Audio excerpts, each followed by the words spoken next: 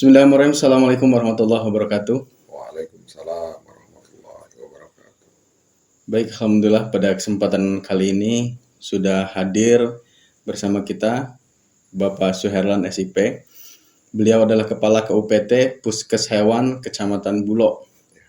Nah, kita akan berbincang-bincang terkait Puskes Hewan karena banyak kawan-kawan juga begitu ke Bulog kaget ada Puskes Hewan. Gitu kan Bang, ada Puskes Hewan yang secara umumnya kan puskes untuk melayani manusia lah kan, mulai dari lahiran yang sakit segala macam, ini ada Puskes Hewan di Kecamatan Bulog. Jadi untuk mengetahui bagaimana proses pelayanan di Kecamatan Bulog di Puskes Hewan dan lain sebagainya, biar lebih enak dan sama-sama paham kawan-kawan yang masih penasaran dengan Puskes Hewan, kita bincang-bincang dengan Bapak Suherlan selaku Kepala KUPT Puskes Hewan Bulog. Baik Bang, gimana kabarnya? Alhamdulillah sehat. Alhamdulillah. Biar lebih akrab saya panggil Abang aja ya. Oke. Jadi Bang, ada kawan-kawan yang kalau ke Bulog itu bingung dengan adanya Puskes Hewan gitu. Di Puskes Hewan itu ngapain aja sih gitu kan. Nah, tapi sebelum dengan program dari Puskes Hewan, terlebih dahulu mungkin saya tanyakan Puskes Hewan ini berdiri dari tahun berapa Bang? Berdiri 2014. 2014 itu dimulai pembangunannya. Lebih kurang sampai ke finishing 1 tahun lah. 1 tahun. 1 tahun. Jadi mulai berjalannya pelayanan tersebut karena tadinya bangunannya belum jadi di awal 2015. Mulai ada kegiatan, ada aktivitas lah ya. Ada aktivitasnya. Karena 1 tahun itu full up untuk pembangunan gedung dan sarana dan prasarananya.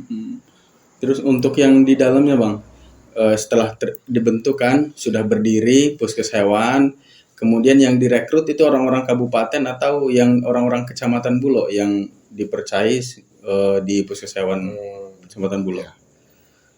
Persis alur historinya terkait perekrutan itu karena saya saat itu belum di sini, belum ditempatkan, ditugaskan di sini. Kalau saya baru lebih kurang 1 tahun ini. Baru 1 tahun berjalan ini Bang. 1 tahun ini saya dipercaya untuk menjabat selaku koordinator atau KUPT Puskesmas Kecamatan Bulog. Dan yang saya tahu yang sekarang yaitu sebagai petugas teknis lapangan itu yang dari kabupaten, beliau sudah sangat banyak melalang buana, yaitu Bapak Sukarman.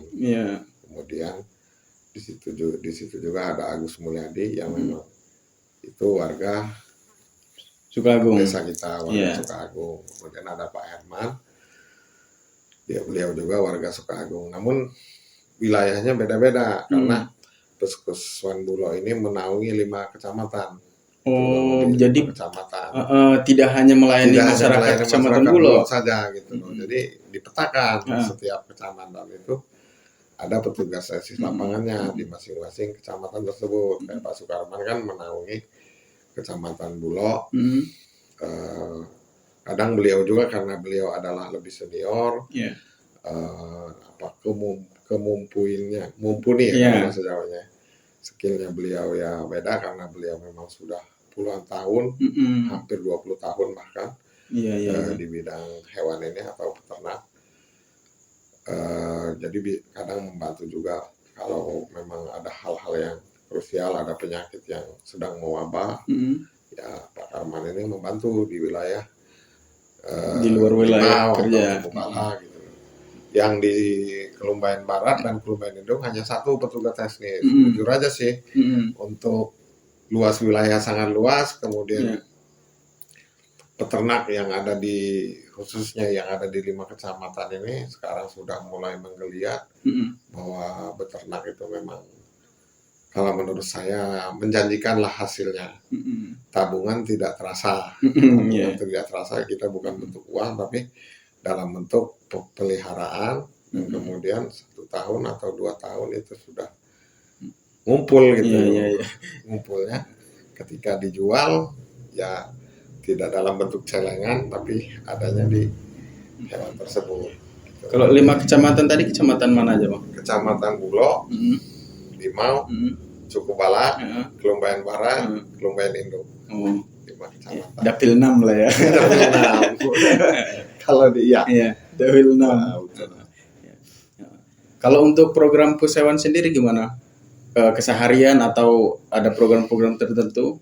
Kalau untuk program atau apa namanya kinerja petugas kami, insya Allah kami on 24 jam. Ketika itu ada peternak yang meminta bantuan, baik itu bantuan yang punya sapi umpamanya mau melahirkan, kemudian ya kayak manusia gitu, ada yang susah, ada yang mudah kan gitu. Jadi sering petugas teknik kami itu tengah malam, jam 2 malam kadang ditelepon untuk konsultasi. Pertama konsultasi ketika sekiranya menurut pengalaman mereka itu dikasih arahan, dikasih petunjuk untuk penanganannya cukup dari yang punya peternak tersebut, itu bisa dikendalikan atau bisa lahir dengan normal, itu cukup via telepon. Namun kalau memang udah urgent betul, UGD lah kalau bahasa ininya, udah urgent betul ya mau nggak mau petugas teknis kami turun ke peternak tersebut gitu untuk membantu. Kemudian konsultasi terkait kayak contoh penyakit kambing, penyakit yang sering dialami oleh peternak kambing ini kan kurap gitu. Cukup ya telepon saja, nanti dikasih petunjuk. Nanti pertama dikasih obat alami dulu. Obat alami, nanti kalau memang dengan obat alami sudah mulai, ketika nanti pas senggang ya nanti insya Allah dibawakan oleh petugas kami dulu untuk obat penanganannya. Jadi kalau di kayak puskesmas itu kan ada pelayanan-pelayanan yang dia sifatnya gratis, ada yang prabayar dan lain sebagainya. Kalau di Pushewan sendiri seperti apa, Bang, teknis pembayaran? 100% gratis, Pak. 100% gratis. 100% gratis. Jadi tidak, memang ini sebetulnya kalau obat-obatan kami selalu disiapkan dari dinas, yaitu di bawah naungan pemerintah Kabupaten Tanggamus, semuanya gratis. Tidak ada syarat-syarat tertentu. Tidak ada syarat-syarat tertentu. Paling kami hanya minta KTP, kemudian KTP lah yang jelas. Kalau belum punya KTP ya kakak, untuk data kami gitu loh, untuk data kami untuk evaluasi ketika penganalisaan gitu loh. Daerah ini berarti pernah ada, seandainya ini ada wabah kayak kemarin itu kan yang sedang marak kayak PMK, penyakit mulut dan kuku untuk ternak sapi, kemudian LSD itu yang diserang sehingga dia itu lumpuh total. Nah, itulah yang kami untuk dianalisa untuk pencegahan gitu. Karena kalau kami hanya bekerja saja kemudian kami tidak minta data, nanti yang ada untuk peta, berarti penyakit ini sudah pernah masuk ke daerah. Sepanjang ada wabah tersebut, alhamdulillah menurut saya di wilayah 5 kecamatan ini belum pernah ada terjadi yang merugikan petani, semuanya bisa dikendalikan. Nah, kemudian ada kegiatan-kegiatan vaksinasi juga, Bang, untuk hewan ya? Iya. Itu tujuannya untuk apa, Bang? Tujuannya ya seperti manusia. Jadi kadar kandungan yang ada di dalam vaksin tersebut ya insya Allah itu ya para beliau-beliau yang ahli yang di bidang ternak gitu loh. Jadi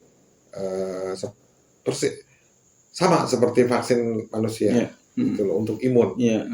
Untuk imun, karena 2 tahun kemarin itu ada 2 penyakit, yaitu penyakit LSD dan penyakit PMK, penyakit mulut dan kuku. Itu kalau tidak dicegah secara serius,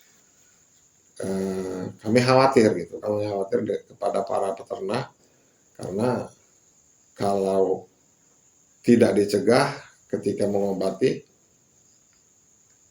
ya kan ada peribahasa ya, lebih baik mencegah daripada mengobati gitu loh.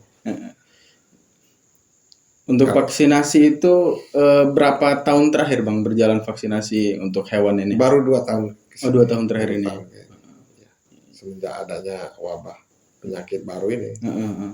Nah, kemudian untuk Puskes Hewan sendiri Bang, apakah hanya fokus menangani penyakit-penyakit dari hewan tersebut atau melakukan pembinaan juga terhadap para peternak, bagaimana mengolah sapi bisa menjanjikan lah seperti yang Abang katakan di awal? Oh ya tentu dong. Ya. Jadi kalau pembinaan karena keterbatasan personel, jadi alhamdulillah sekarang juga sudah dipermudah oleh ini IT. Jadi, insya Allah setiap harinya itu selalu ada yang minta diedukasi gitu loh, minta arahan. Kemudian kalau pasti ada yang menelpon, terutama ya seperti Pak Agus, Pak Karman itu, karena beliau memang ahli di bidangnya gitu loh. Kalau saya selaku sub koordinator yang memang hanya bisa memberikan motivasi kepada mereka. Jadi jangan lelah untuk melayani masyarakat, tapi bukan bidang kesehatan manusia, bukan, ini hewan. Jadi selalu memberi support. Saya sendiri pun ya jujur saja semenjak masuk di peternakan ini ya saya berusaha belajar gitu loh. Itu Bang Abi. Satu hal yang baru Bang ya. Satu hal yang baru. Sebelum di dinas dinas Puskes Hewan ini di mana? Saya di Kecamatan Bulog. Kemudian 4 tahun yang lalu saya dipindah tugaskan ke Kecamatan Kota Agung. Lebih kurang hampir 4 tahun. Sudah di Kecamatan Kota Agung 1 tahun yang lalu saya dipindah lagi ke Puskesmas Bulog sini. Yang menurut saya berucap alhamdulillah, karena dengan faktor usia saya harus yang tadinya pulang pergi ke Kota Agung lebih dekat menghemat waktu dan menghemat BBM ketika saya sudah dipindahkan kemari. Jadi benar-benar belajar dari awal lagi ini ya. Tapi ya namanya belajar kan sama aja dengan thalabul ilmi gitu loh. Untuk ini sendiri Bang, kira-kira ada nggak dari Puskes Hewan Bulog program-program yang untuk meningkatkan peternak di 5 kecamatan tadi? Misalkan di Kecamatan Bulog hanya ada 20, kemudian mensosialisasikan supaya ada peningkatan jumlah peternak di Kecamatan Bulog maupun di 5 kecamatan yang dinaungi oleh Puskes Hewan Bulog. Alhamdulillah, saya sempat bukan minta data ya, ngobrol terkait masalah ternak dengan Pak Sukarman ketika saya baru masuk. Kata beliau, pada saat berdirinya Puskeswan Kecamatan Bulog ini, itu ternak sapi ya, bukan jumlah peternak. Ternak sapi itu kisaran hanya lebih kurang di angka 150 atau 200 ekor. Dan sekarang itu sempat di total, cuman detailnya berapa jumlahnya itu 500-an lebih sekarang untuk ternak sapi saja. Dan menurut saya ya itu kalau dihitung rupiah ya luar biasa. Kita kali aja 300 itu kali 20 juta atau 15 ya lumayan kan uangnya. Dan alhamdulillah dengan adanya pusat kesehatan Kecamatan Bulog ini itu karena kenapa naik dengan signifikan jumlah ternak terutama sapi yang ada di Kecamatan Bulog ini, dan 5 kecamatan yang ada di Tanggamus ini itu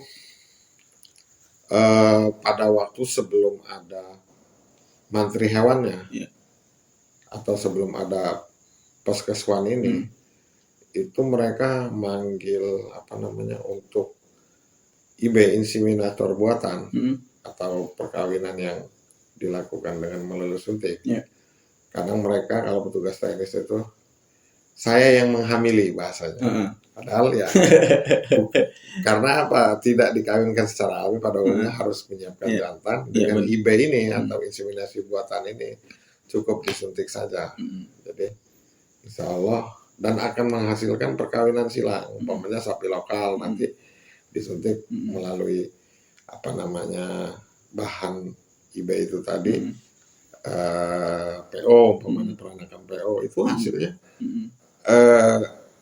akan lebih besar dari indukannya gitu Pak Wi. Itu menjadi salah satu program dari Puskes Hewan ya?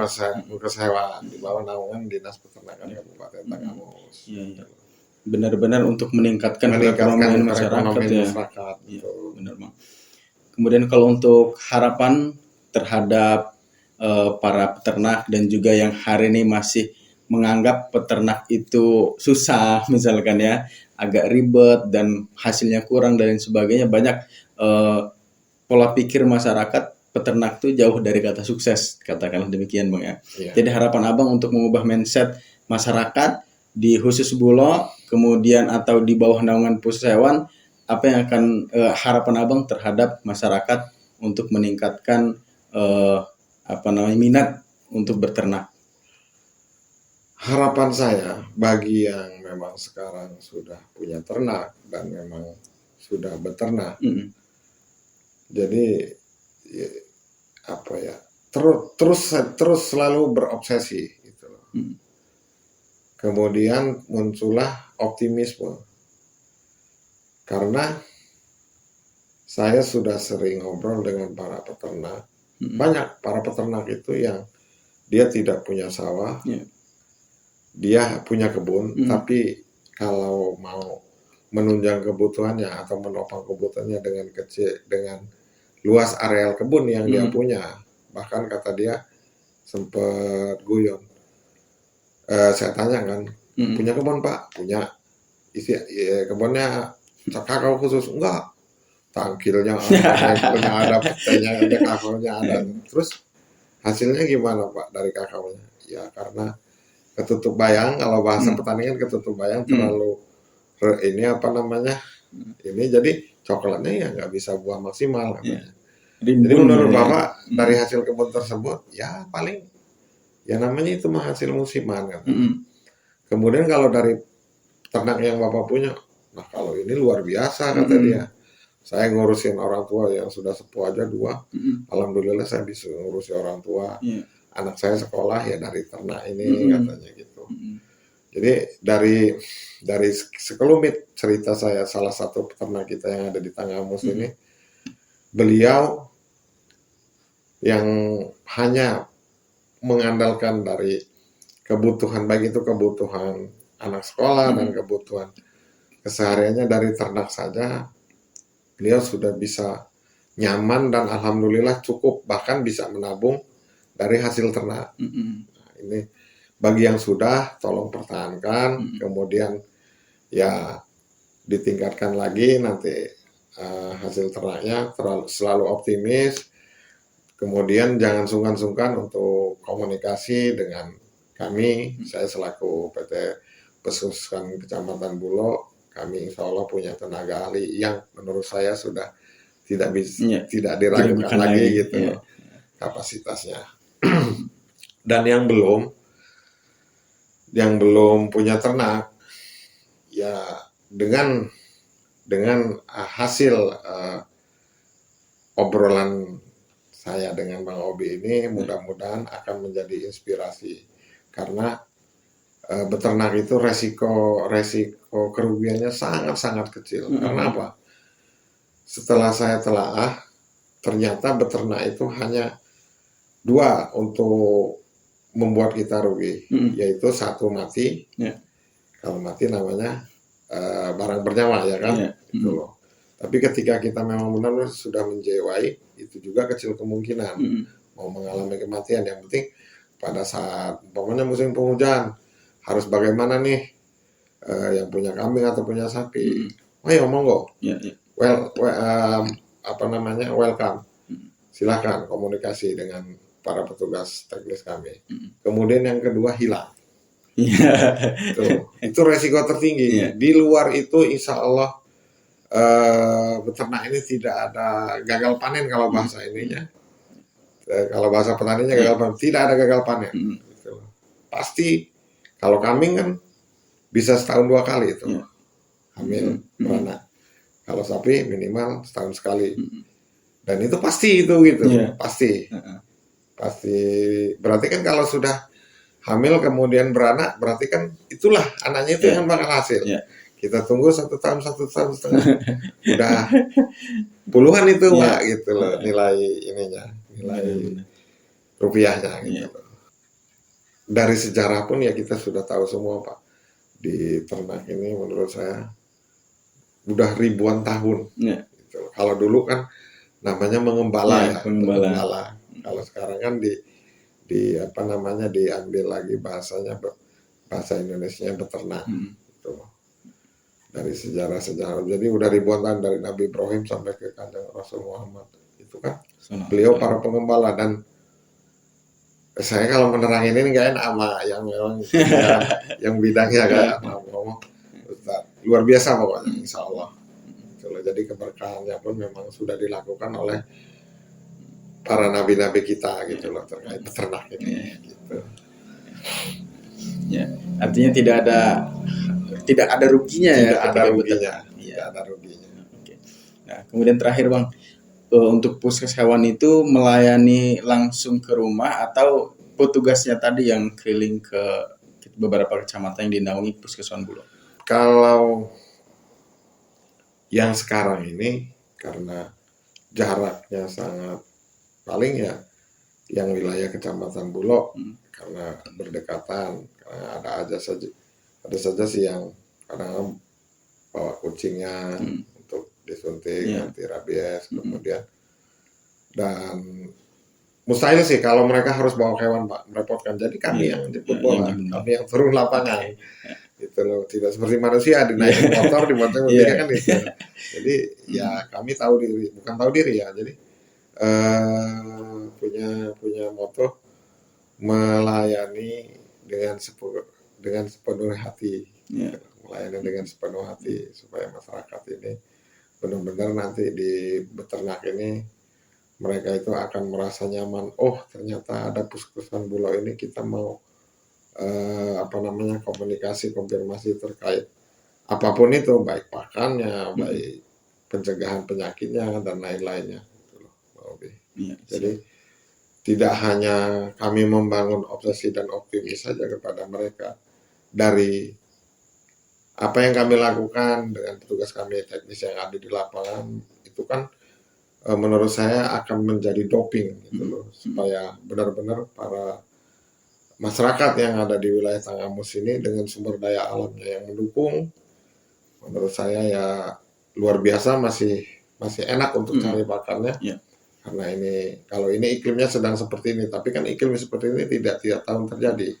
Baru tahun ini yang luar biasa memang kemarau yang memang sangat-sangat mengurangi gitu loh untuk pakan rumput yang hijau itu. Tapi kan kalau kita sudah dari awal kalau yang udah pemain lama, maksudnya udah yang beternak lama, sudah dibiasakan dengan ketika memang pas pakan hijaunya telat, mereka punya pakan cadangan gitu loh, kayak buat pakan yang diolah dulu gitu. Itu Bang Obi. Oke. Siap. Oke, baik, terima kasih Bang Elan atas waktunya. Mudah-mudahan ini bisa mengedukasi masyarakat Bulog ataupun yang di bawah naungan Puskes Hewan. Amin. Dan ternyata jangan ada ketakutan bagi masyarakat Bulog ataupun 5 kecamatan ini untuk beternak, karena ada Puskes Hewan di Bulog ini yang siap, tadi sudah dikatakan 24 jam melayani, bahkan ketika jam 2 jam 3 malam apabila dibutuhkan, para petugas ini siap untuk melayani masyarakat yang memang benar-benar membutuhkan bantuan daripada Puskes Hewan. Mudah-mudahan konten ini bisa bermanfaat podcast pada kesempatan kali ini. Saya Ridin Nasratul Mustaqim. Wallahul muwaffiq ila aqwamit thoriq. Assalamualaikum warahmatullahi wabarakatuh.